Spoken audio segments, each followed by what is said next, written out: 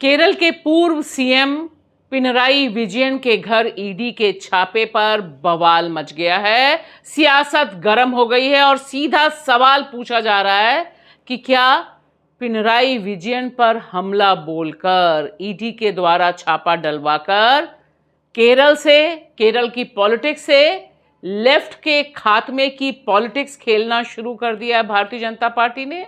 क्योंकि अभी जो चुनाव हुए उससे पहले पिनराई विजयन के पास ही केरल की कमान थी और जिस तरह से इस पर सियासत गरमाई है, सीपीएम के नेता पिनराई विजयन, उन पर छापा और उसके बाद केरल के अंदर और देश की राजधानी दिल्ली में भी बड़े पैमाने पर सीपीएम के लोगों ने प्रोटेस्ट किया और साथ ही साथ विपक्ष की पार्टियों ने भी इसे भारतीय जनता पार्टी की बदले की कार्रवाई की संज्ञा दी है।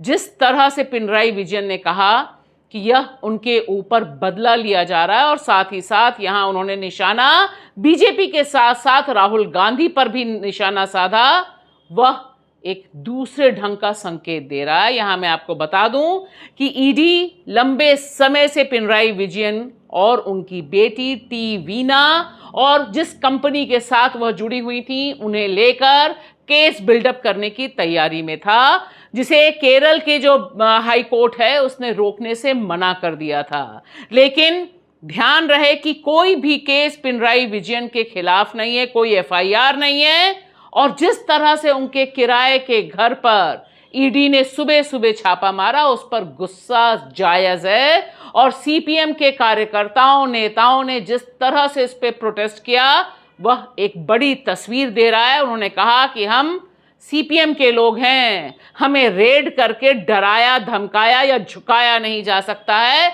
हम जमीन पर इसका मुकाबला करेंगे। देश की राजधानी दिल्ली में सीपीएम की नेता वृंदा करात जो प्रोटेस्ट में शामिल थी, जिन्हें गिरफ्तार किया गया, उन्होंने भी यही संदेश दिया है।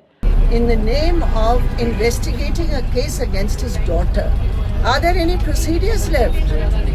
Is there any such thing as an FIR? Is there any such thing as a complaint?